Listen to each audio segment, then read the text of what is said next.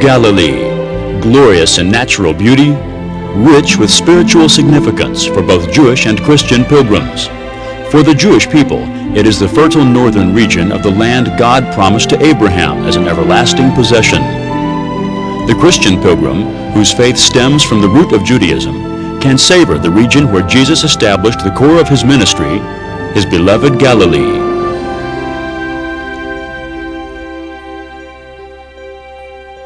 And being warned by God in a dream, Joseph departed for the regions of Galilee, and came and resided in a city called Nazareth, so that what was spoken through the prophets might be fulfilled, he shall be called a Nazarene.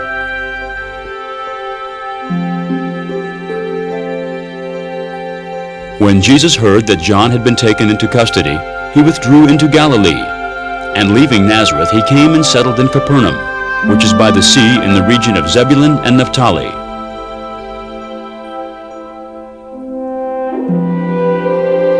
And when he saw the multitudes, he went up on the mountain, and after he sat down, his disciples came to him. And opening his mouth, he began to teach them, saying, Blessed are the poor in spirit, for theirs is the kingdom of heaven.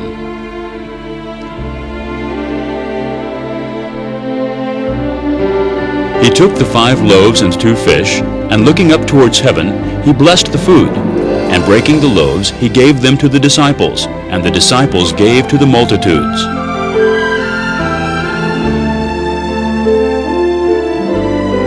But when they saw him walking on the sea, they supposed it was a ghost, and they cried out.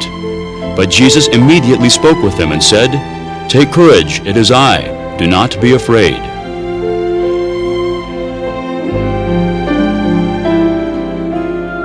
Now when Jesus came into the district of Caesarea Philippi, he began asking his disciples, saying, Who do people say the Son of Man is? And they said, Some say John the Baptist, and others Elijah, but still others Jeremiah or one of the prophets.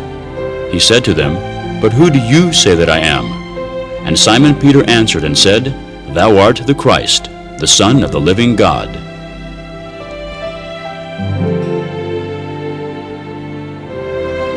"6 days later, Jesus took Peter, John, and James onto a high mountain to pray.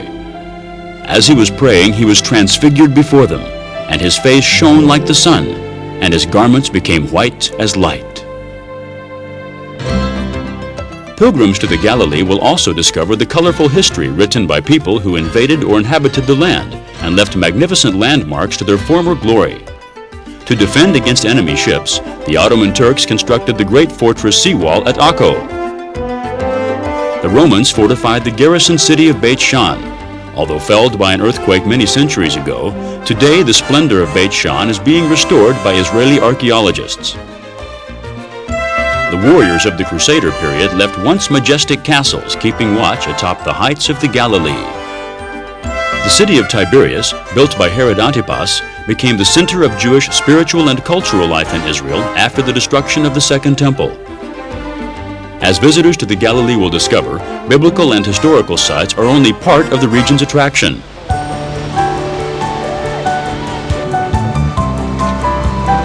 With so much to do and see in the Galilee, every visitor needs time to relax, reflect, and be refreshed before the next day's adventure. From the luxury of fine hotels in contemporary cities to the more casual atmosphere of kibbutz guest houses, the Galilee offers an array of lodging to suit any style or pocketbook. Pilgrims and tourists will cherish memories of their visit to the Galilee long after returning home, as one pilgrim wrote, "I saw all the biblical sites and ruins and received a deeper appreciation of my spiritual roots. But something came alive to me one afternoon while I walked alone on a windswept hillside by the Sea of Galilee. As I experienced the land with all my senses, I felt that Jesus loved the Galilee in the same way I did that day. For the first time, I knew that I had walked where Jesus walked. And I also knew that one visit to the Galilee was not enough. I will be back."